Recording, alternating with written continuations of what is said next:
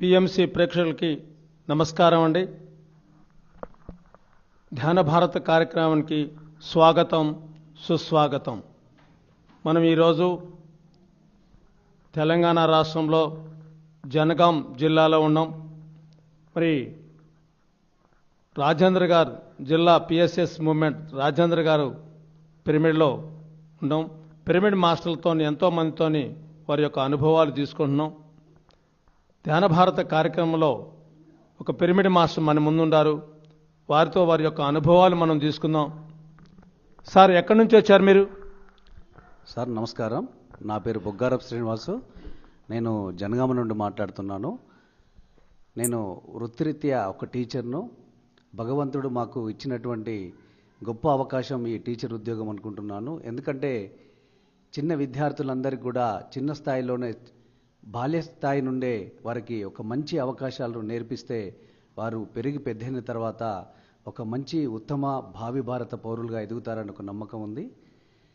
ఈ ధ్యాన పిరమిడ్ని శ్వాస మీద ధ్యాస అనే అంశాన్ని మొట్టమొదటిసారిగా వంగాల రాజేందర్ సార్ గారు, ఆ సార్ గారి ద్వారా నేను విన్నాను. సార్ వచ్చేసి మాకు మండల ఎడ్యుకేషనల్ ఆఫీసర్. మండలంలో ఏ మీటింగ్ అయినా కూడా సారు మొదటగా, ఎంత పెద్ద అధికారం వచ్చినా మొదటగా సారు 5 నిమిషాలు ధ్యానం చేయించేవారు. దానివలన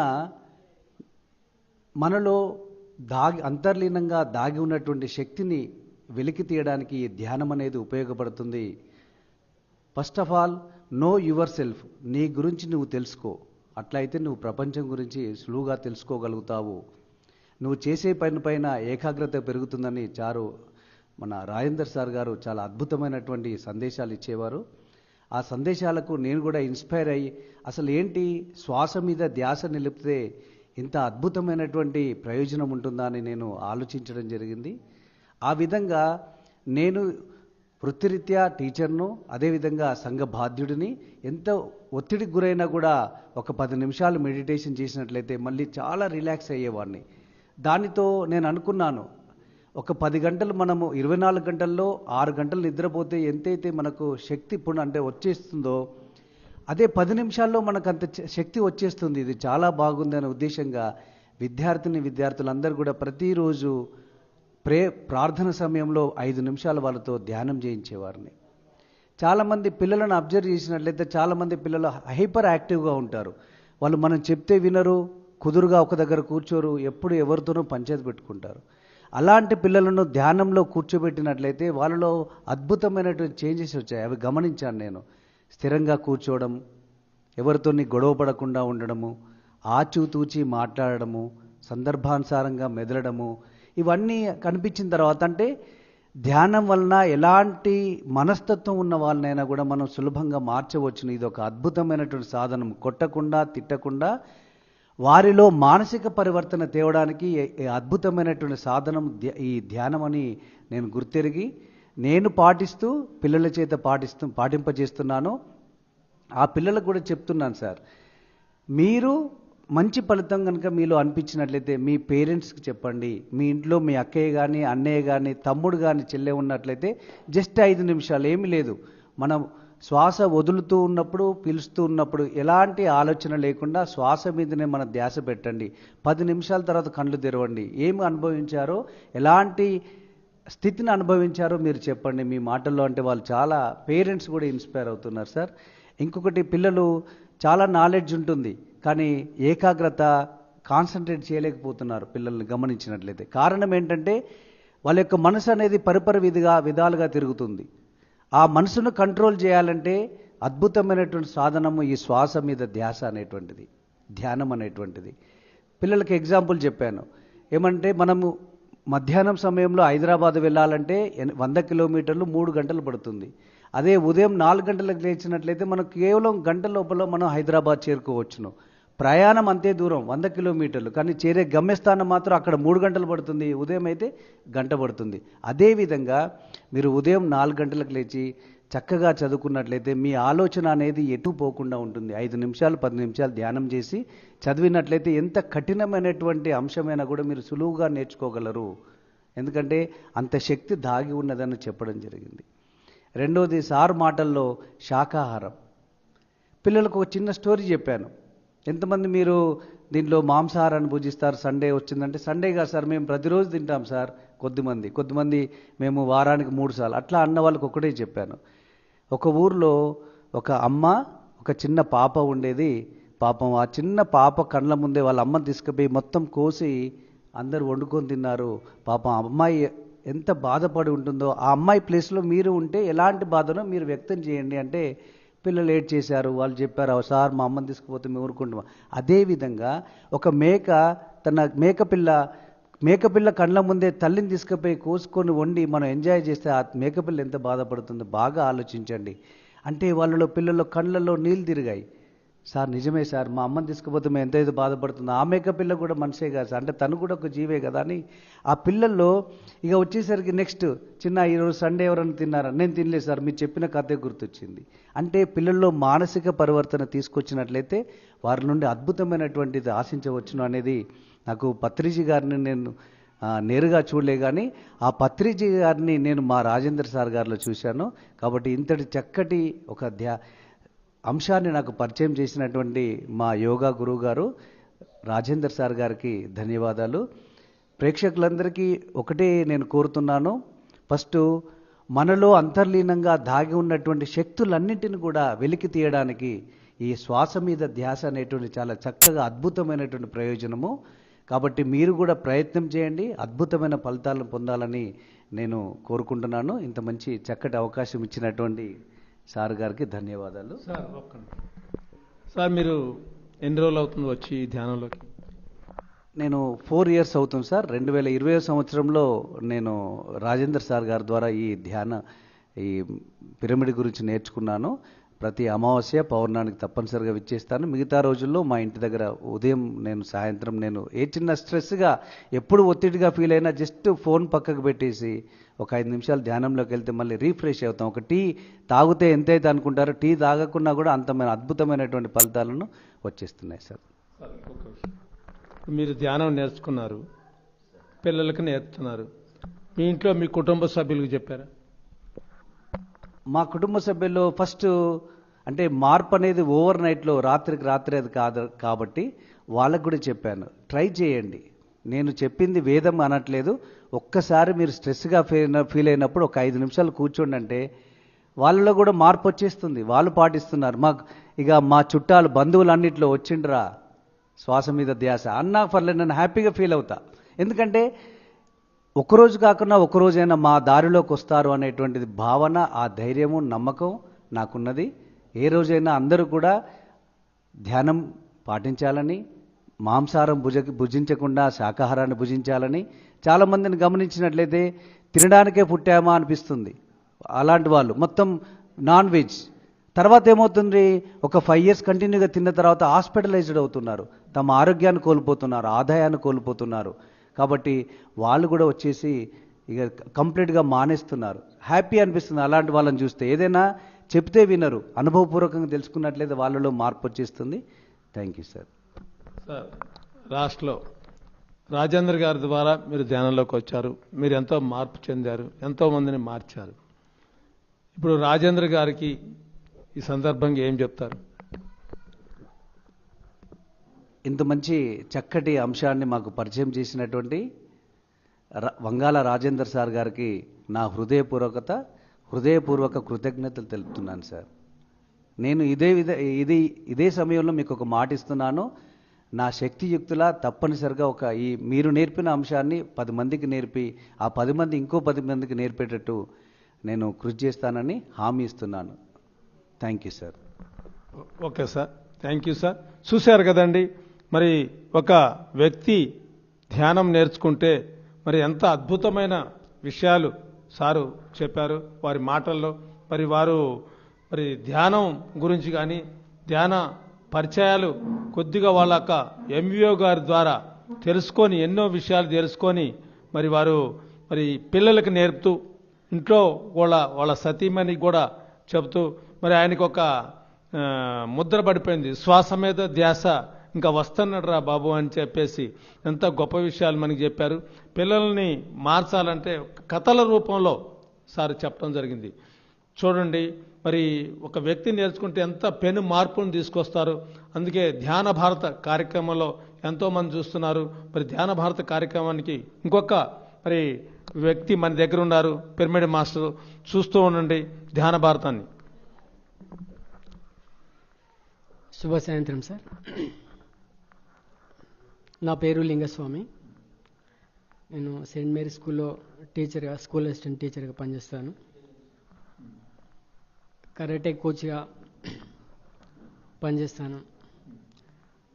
మామూలుగా ధ్యానం అనేటువంటిది నాకు నా పర్సనల్గా, నా వ్యక్తిగతంగా నేను సహజంగా చిన్నప్పటి నుండి కూడా కొంచెం భక్తి మీద ఎక్కువగా ఆసక్తిని కనబరిచేవాడిని.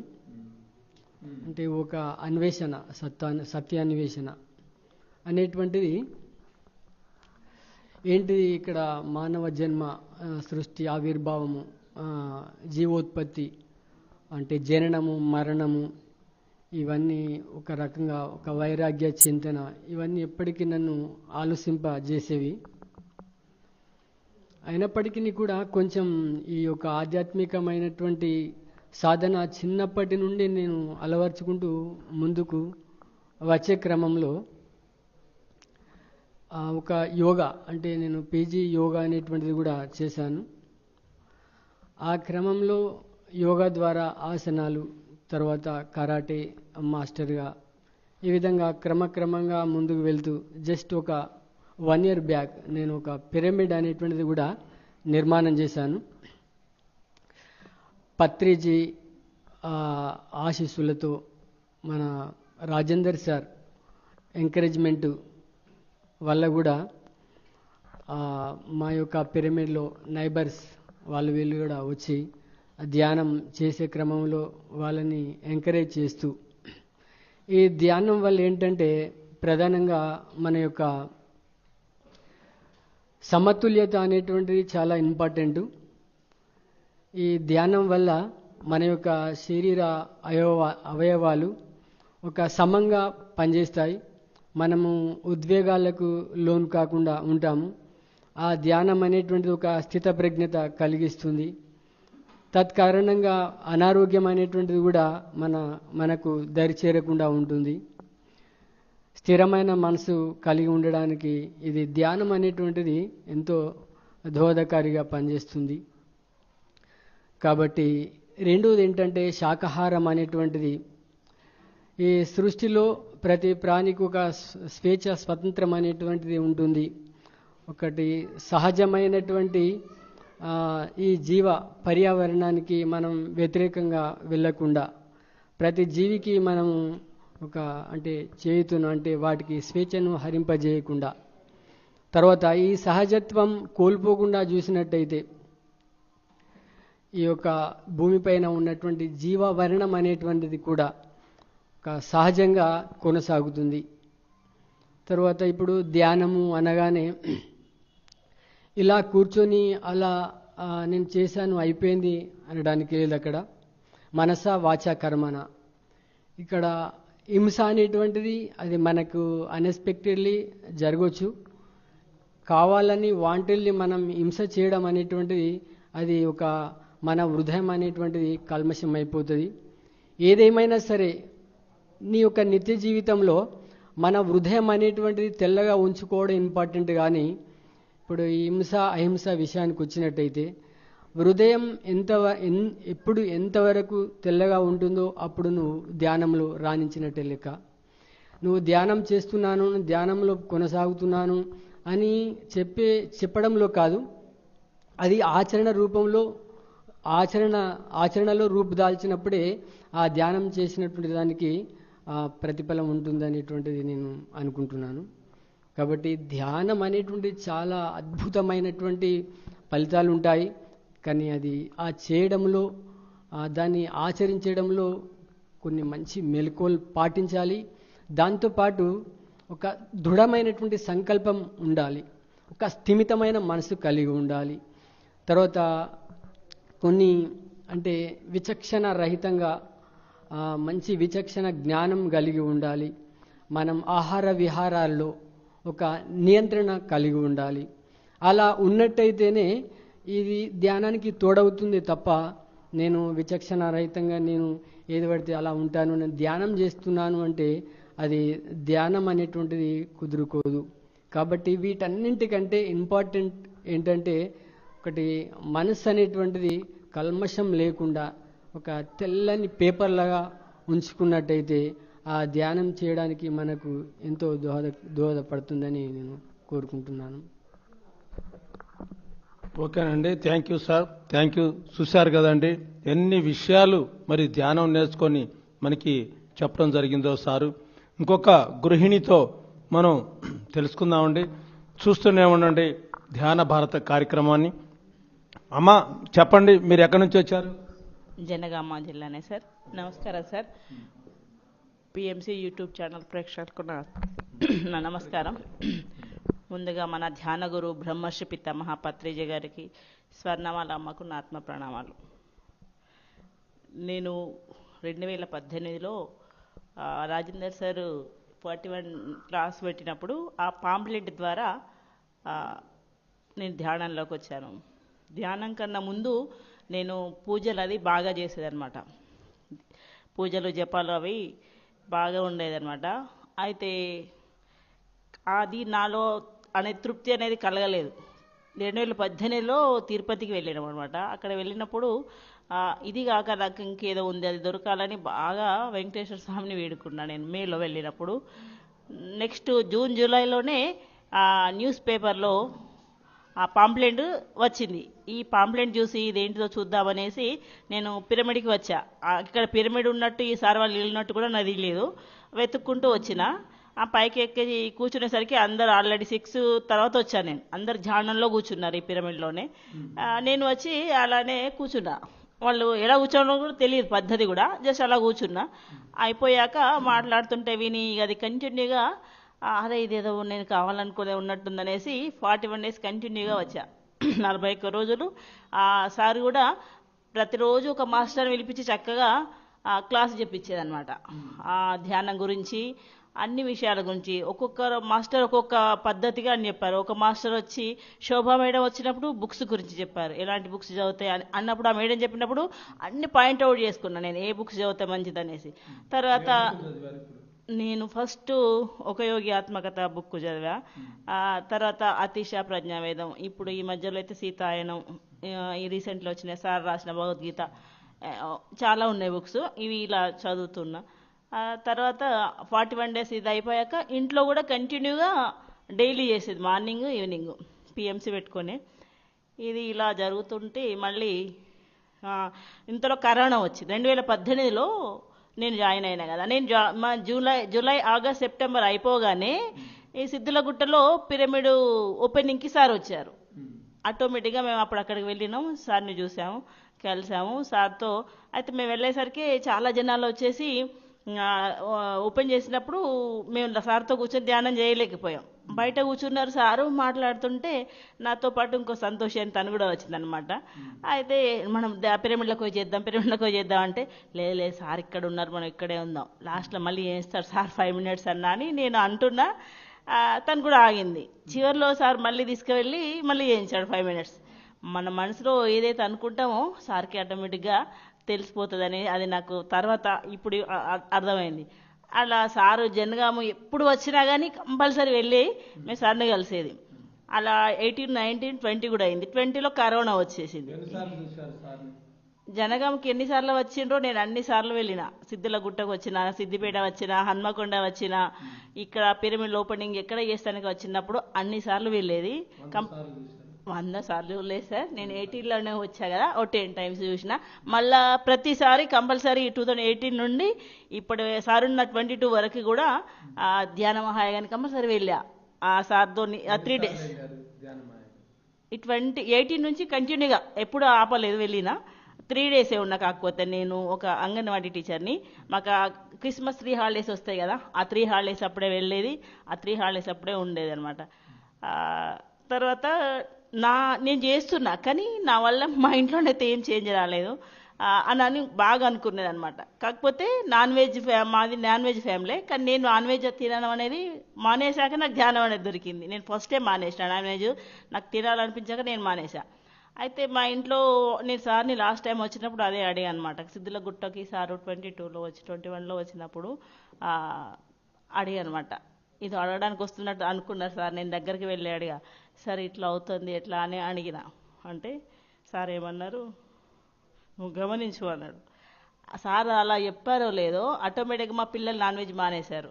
మా సార్ ఒక్కరి పొలిటీషియన్ కాబట్టి ఆయన బయటికి వెళ్ళినప్పుడు తప్పదు అనేది తింటారు, కానీ మా ఇంట్లో వెజ్ అనేది 2 పిల్లలు కూడా మానేశారు. వండడం అనేది కూడా ఆగిపోయింది నాన్ వెజ్ అనేది.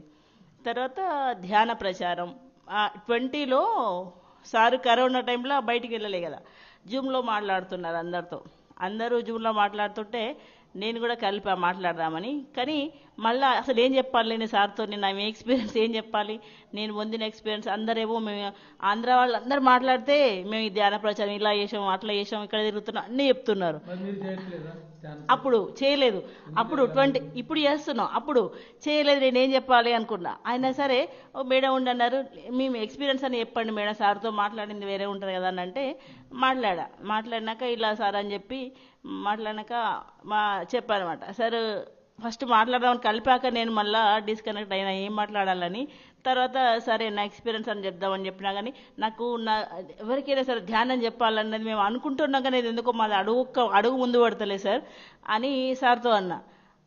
అలా అన్నానో లేదో, అవుతుంది మేడం అన్నారు. సార్ అన్నారో లేదో 21లోనే ఇక్కడ ధ్యాన పాంప్లెంట్లు అనేది 10,000 పాంప్లెంట్లు కొట్టించి ఎవ్రీ సండే ధ్యాన ప్రచారం అందరం ఒక టీం లాగా వెళ్తాం, దాదాపు ఒక 20-25 మంది దాకా. ఇప్పుడు ఈ జస్ట్ 6 నెలల నుంచి కొంచెం తగ్గింది, కానీ అట్లా దాదాపు ఈ జనగామ జిల్లాలో ఉన్న ఎన్ని విలేజ్లు ఉన్నాయో అన్ని విలేజ్లకు వెళ్ళేది అనమాట. ఎవ్రీ సండే వెళ్ళేది.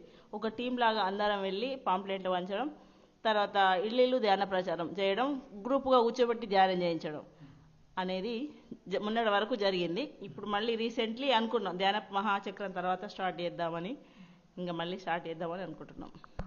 మీరు అంగన్వాడీ టీచర్ చేస్తున్నారు కదా, మరి అక్కడ ఏంటి మీ దాంట్లో అంగన్వాడీ టీచర్ ఏం చేస్తారు దాంట్లో మీరు?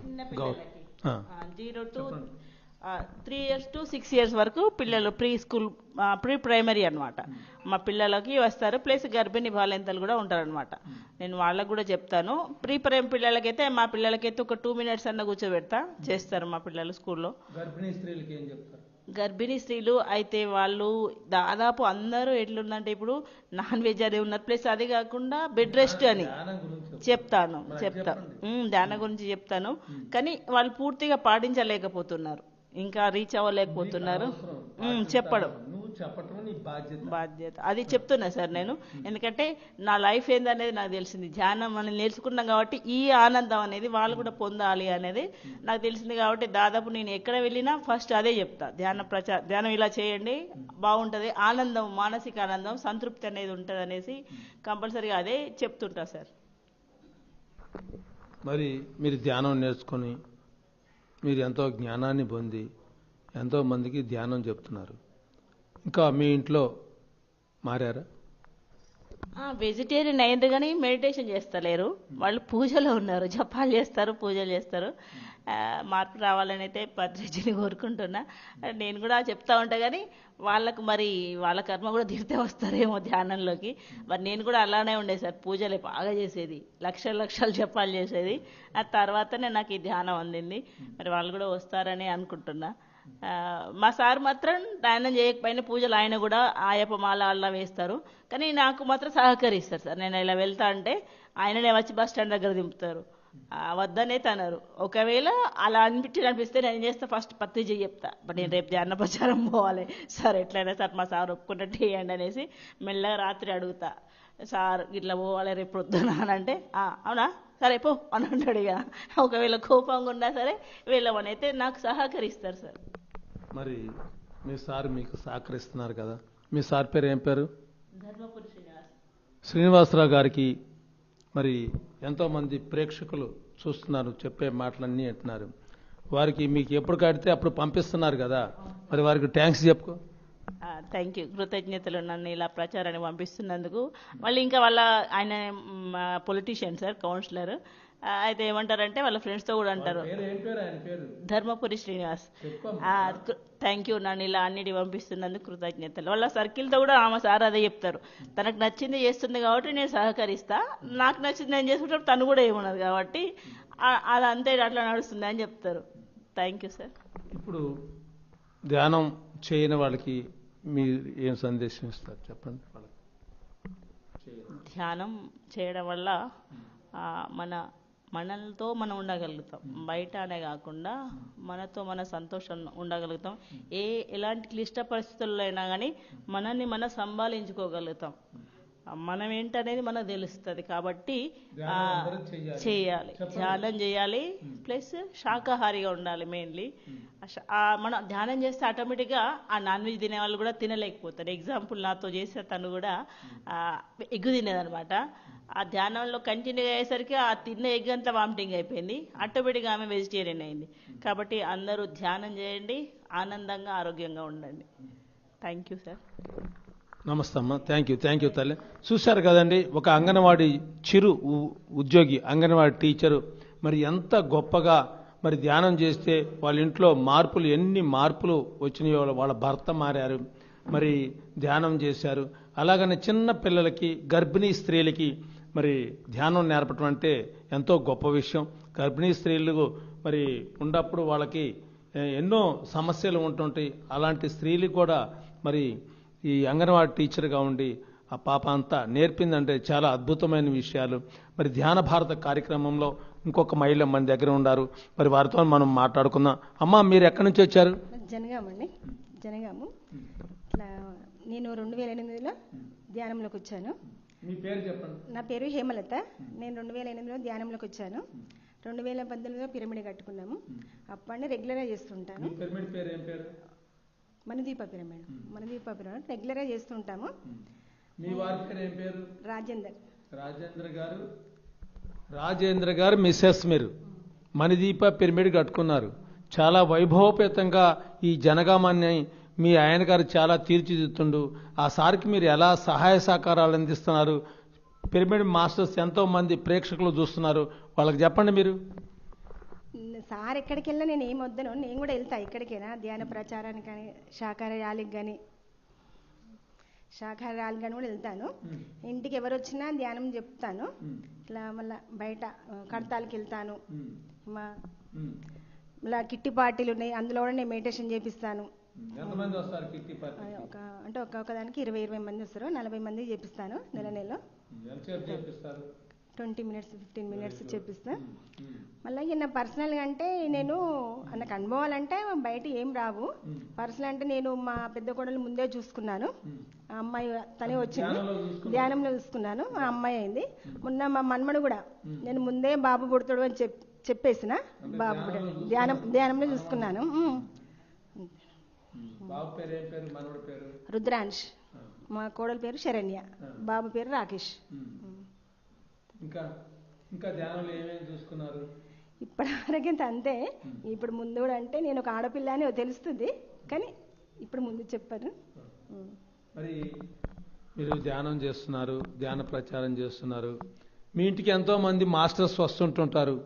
మీకు మరి వాళ్ళకి పద్దాకులు వాళ్ళు వస్తూ ఉంటారు, మీకు ఏమైనా ఇబ్బందిగా ఉంటుందా? ఇబ్బంది ఏముండదు, చేసి పెడతాను. ఏ టైం అయినా ఎనీ టైం చేసి పెడతాను. ప్రేమపూర్వకంగా చెప్తాను, ప్రేమపూర్వకంగా చేస్తుంటాను. ఇంకా మీరు ఎంతో మంది మీరు చెప్పేది చూస్తున్నారు, మరి వాళ్ళందరికీ మీరు ఏం సందేశం ఇస్తారు? చేయమంటారా వద్దంటారా ధ్యానం? అందరూ ధ్యానం చేయాలి, అందరూ శాకాహారంగా మారాలి. ఓకేనమ్మా, థ్యాంక్ యూ తల్లి, థ్యాంక్ యూ. చూడండి, మరి ఒక స్త్రీ మూర్తి మరి ధ్యానంలోకి వస్తే ఎన్ని మార్పులు జరుగుతున్నాయో. మరి ఎంత నేను అందరికీ అన్నం వండి పెట్టి మాస్టర్స్ అందరికీ నేను సహాయ సహకారాలు అందిస్తానని చెప్పారు. ఇంకొక మాస్టర్ మన దగ్గర ఉన్నారు, ధ్యాన భారత కార్యక్రమాన్ని చూస్తూ ఉండండి. అమ్మా, మీరు ఎక్కడి నుంచి వచ్చారు? ఇక్కడ జనగాం నా కొడుకు ఉంటాడు, మా పెద్ద కొడుకు ఇక్కడ ఉంటాడు. అమ్మ నువ్వు ధ్యానం చేసుకో ఆరోగ్యంగా ఉంటావు అని అన్నాడు. అంటే అప్పటి నుంచి నేను ధ్యానం చేసుకుంటానా, ఆరోగ్యంగా ఆనందంగా ఉంటానా. అందరు ధ్యానం చేసుకోవాలి, చల్లగా సంతోషంగా ఆనందంగా ఉండాలి. అందరికీ నా ఒక దయ వల్ల అందరికీ బాగుండాలి అంతే నాయన. మీ కొడుకు పేరు ఏం పేరు? రాజేందర్ నా కొడుకు పేరు రాజేందరు. ఇంకా మరి ఉద్యోగం చేయకుండా మరి ధ్యాన ప్రచారం చేస్తే మీకు ఏమనిపిస్తుంది? ఎవరు ఉద్యోగం చేయకుండా? మరి బాబు ఉద్యోగం చేస్తున్నా మీ రాజేంద్ర? రాజేంద్ర ఉద్యోగం చేస్తాడు, ఇక్కడనే ఉంటాడు, జనగాంలో ఉంటాడు, ఉద్యోగం చేస్తాడు. అందరికీ ధ్యానం గురించి చెప్తుంటే మీకు ఎలా అనిపిస్తుంది? మంచిగా అనిపిస్తుంది. అందరు చేసుకోవాలని చెప్తాడు, అందరం చేసుకుంటాను, ఆరోగ్యంగా ఉంటాను అంతే. మరి నీ కొడుకు ఈ జిల్లా అధ్యక్షుడు, పిఎస్ఎస్ మూవ్మెంట్ లో అధ్యక్షుడు, తెలుసా నీకు ఆ సంగతి? అవన్నీ అధ్యక్షుడు అంటే ఏంటి? ప్రెసిడెంట్, అట్లా పెద్ద వ్యక్తి. తెలుసా మీకు? అది నా అదృష్టం, నా కొడుకు అదృష్టం అంతే. మరి లాస్ట్ గా మీరు పత్రికను చూసారా? చూసినాం. ఎక్కడ చూశారు? ఇక్కడికే వచ్చేది. అప్పుడు వచ్చినప్పుడు వల్ల వాళ్ళు మాట్లాడినా జ్ఞానం చేసుకునేది, ఆయనతో మాట్లాడేది, అందరం కలిసి ఉండేది. ఆయన ఉన్నంతసేపు మాత్రం అందరం జ్ఞానం చేసుకొని ఉండేది. అన్నీ చెప్పేది, ఇట్లనే జ్ఞానం చేసుకుంటే బాగుంటారు మీరు అని చెప్పేది. అట్లే జ్ఞానం చేసుకుంటాను. అప్పటి నుంచి నా కొడుకు ఇక ఆయన చెప్పిన కాడి నుంచి, నా కొడుకు చెప్పిన కాడి నుంచి నేను కూడా జ్ఞానం చేసుకుంటాను, బాగుంటాను అంతే. మరి పత్రికని మొదటిసారిగా చూసినప్పుడు మీకేమనిపించింది? పత్రికని చూసినప్పుడు నా కొడుకు చెప్పిండు కదా, ఇట్లా పత్రి సారు ఇట్లా జ్ఞానం చేసుకోమని చెప్పిండు. ఆయన దగ్గర తీసుకున్నాడు, ఇట్లా కూర్చుండబెట్టిండు. కూర్చుండబెట్టి అమ్మ నువ్వు ఇట్లా జ్ఞానం చేసుకోవాలి, బాగుంటావు, మంచిది జ్ఞానం చేసుకుంటే అని అంటే సరే అని నేను ఒప్పుకున్నా. అప్పటి నుంచి నేను అట్లా జ్ఞానం చేసుకుంటాను. మరి మీరు ధ్యానం నేర్చుకున్నారు, మరి మీకు ఆరోగ్యం బాగుంది, చాలా ఆనందంగా ఉంది. మరి మీరు ఎవరికైనా చెప్తున్నారా? మేము మా పిల్లలకు చెప్తున్నాం. నేను బయటకు వెళ్ళగానే మా పిల్లలు, ఆడపిల్లలు ఉన్నారు నాకు, 3 బిడ్డలు, 2 కొడుకులు, మనవాళ్ళు మనవరాళ్ళు 45 మంది అయినాం. వాళ్ళకి చెప్తా, వాళ్ళు ఇప్పుడు నేను పోగానే నా చుట్టూ వాళ్ళు ఉంటారు. బిడ్డ మీరు జ్ఞానం చేసుకోండి, మీరు ఆనందంగా ఉంటారు, ఆరోగ్యంగా ఉంటారు, మంచిది బిడ్డ జ్ఞానం చేసుకుంటా అని చెప్తా.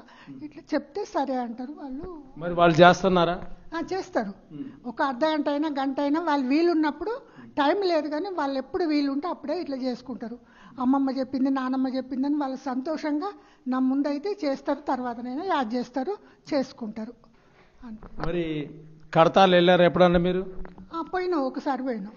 పత్రిక సార్ ఉన్నప్పుడు పోయినాం, ఒకసారి పోయినాం, అవన్నీ చూసినాం, అక్కడ ఉన్నాం. ఆ రోజు తెల్లారి జ్ఞానం చేసుకున్నాక తెల్లారి వచ్చేసినాం. ఇవాళ పోయినాం, తెల్లారి వచ్చేసినాం. ఆ రోజు పోయినాం, తెల్లారి. అక్కడ మీకు ఏమనిపించింది? మంచిగా అనిపించింది, ఆనందంగా అనిపించింది. మంచిగా అందరినీ చూస్తుంటే సంబరం అయింది. జ్ఞానం చేసుకున్నాం, తానాలు ఇవన్నీ చేసినాం, అందరం పోయినాం, జ్ఞానం కాడ కూర్చున్నాం, మాట్లాడుకున్నాం, అందరం సంతోషంగా అవన్నీ చూసినాం, ఇక వచ్చినాం, అంతే సంతోషం. మరి అక్కడ భోజనాలు తిన్నారా? తిన్నాం. అప్పుడు భోజనాలు పెట్టిండ్రు, తిన్నాం. బాగున్నాయా భోజనాలు? బాగున్నాయి. పత్రిసాడు కూడా స్టేజ్ మీదకి వచ్చి మాట్లాడుతుంటే కూడా అందరితోటి అక్కడ నిలబడితే మేము అందరం పోయినాం, మాట్లాడినాం, అన్నీ విన్నాం, అన్ని బాగానే జరిగినాయి. మంచిగా సంతోషం అనిపించింది, వచ్చినాం. మరి మీ వయసు ఎంత ఇప్పుడు? 79. 79 సంవత్సరాలు. 79 సంవత్సరాలు. మీరు ఎప్పుడన్నా ఇట్లా మాట్లాడారా? నేను ఒంటరిగా ఎప్పుడు మాట్లాడలే. ఇప్పుడు మీ ధైర్యంతో నేను మాట్లాడాను. ఇప్పుడు మాట్లాడుతున్నారు కదా, ఇప్పుడు మీకేమనిపిస్తుంది? ఆనందం అనిపిస్తుంది, సంబరం అనిపిస్తుంది. మీరు అందరు ఉన్నారు కదా అని నాకు ఒకటే ధైర్యం అనిపిస్తుంది, మాట్లాడుతున్నా. ఆ దేవుడు ఇచ్చిన అది సంతోషం అంతే. అదొకటి మాత్రం నాకు, నా కొడుకు జ్ఞానం చేసుకుంటే బాగుంటుందంటే అప్పటి నుంచి మేము జ్ఞానం చేసుకుంటాను. ఇప్పుడు మీ కొడుక్కి రాజేంద్ర గారికి మీరు ఎలా కృతజ్ఞతలు చెప్తారు? మీకు ధ్యానం నేర్పారు, గురువు గారిని చూపించారు, మీరు ఇక్కడ మాట్లాడిస్తున్నారు, ఇప్పుడు మీరు ఎలా కృతజ్ఞతలు చెప్తారు? ఏమున్నది, మా ఆశీస్సులు వానికి అందాలి, వాడు చల్లగా సంతోషంగా అందరూ ఉండాలని కోరుకుంటున్నా అంతే. చూశారు కదండి, ధ్యాన భారత కార్యక్రమంలో మరి మా అమ్మగారు 79 సంవత్సరాలు, మా అమ్మగారు వచ్చేసి మన దగ్గర కూర్చొని ఎంత ధైర్యంగా మరి 45 మంది కుటుంబ సభ్యులతోని అందరితో నేను ధ్యానం చేపిస్తాను, నా కొడుకు ధ్యానంలో ఉంటే నేను ఎంతో గర్వంగా ఫీల్ అవుతున్నానని చెప్పడం జరిగింది. మరి ఎలాంటి విషయాలైనా సరే ధ్యానంలోకి వచ్చిన తర్వాత ఎన్నో పెను మార్పులు మన దగ్గర జరుగుతూ ఉంటుంటాయి. మరి అలాగనే ధ్యాన భారత కార్యక్రమంలో ఒక చిన్నారి మన దగ్గర ఉన్నారు. చిన్నారితో మనం ముచ్చటించుకుందాం. అమ్మా, నీ పేరు చెప్పు. నా పేరు రిహాన్షి. రిహార్చి. మీరు ఎక్కడ? జనగాం. మీ అమ్మగారి పేరు? శ్వేతాలక్ష్మి. మీ నాన్నగారి పేరు? నరసింహమూర్తి గారు. మీ గురువు గారి పేరు? సుకేష్ మాస్టర్. సుకేష్ మాస్టర్ గారి దగ్గర నువ్వేమి నేర్చుకున్నావు? మరి ఎంతో మంది చూస్తున్నారు మిమ్మల్ని ఇప్పుడు. మరి మీకేమొచ్చు ఒకసారి పిఎంసి ప్రేక్షకులకు చెప్పమ్మా. నీతో నువ్వు చెప్పు. 2 చేతులు పట్టుకో, అది కూడా పట్టుకో. నీకేమొచ్చు చెప్పు. డాన్స్. ఇంకేమొచ్చు? మెడిటేషన్. మెడిటేషన్ గురించి చెప్పు.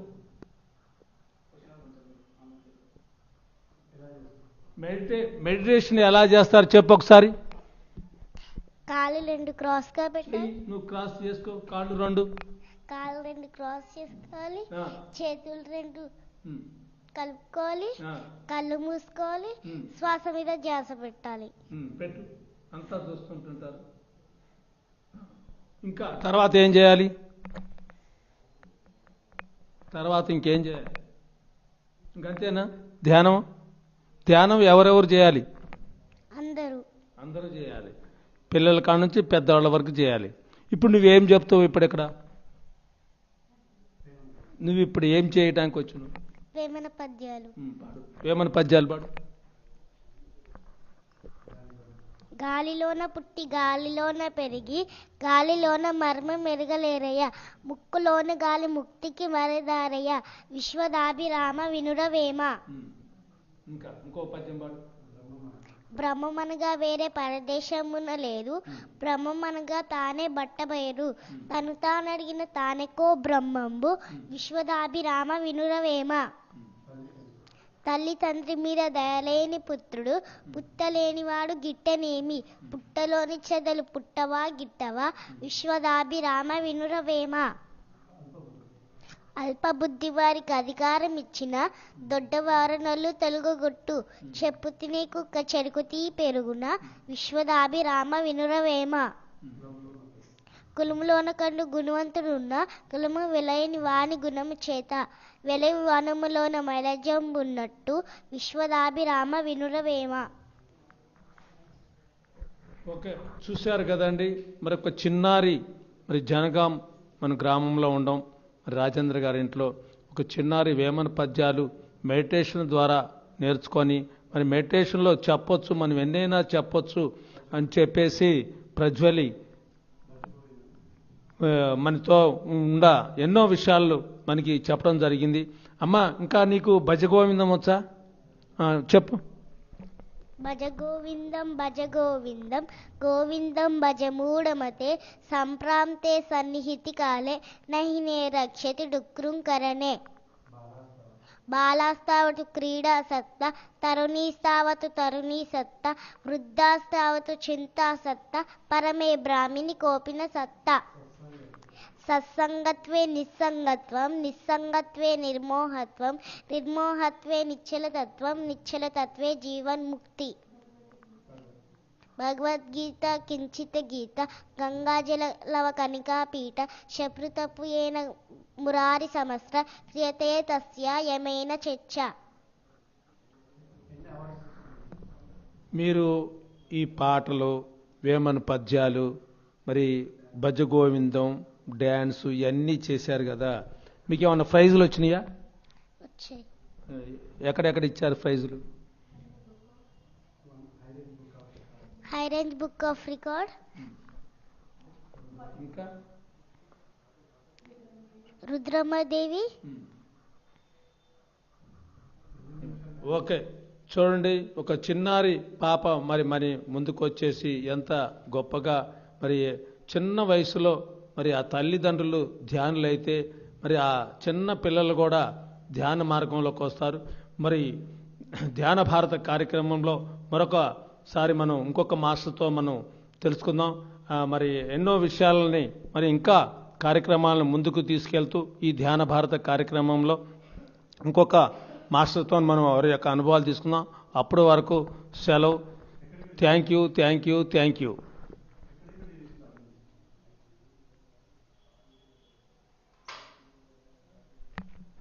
మీరు ఎక్కడ ఉన్నారు?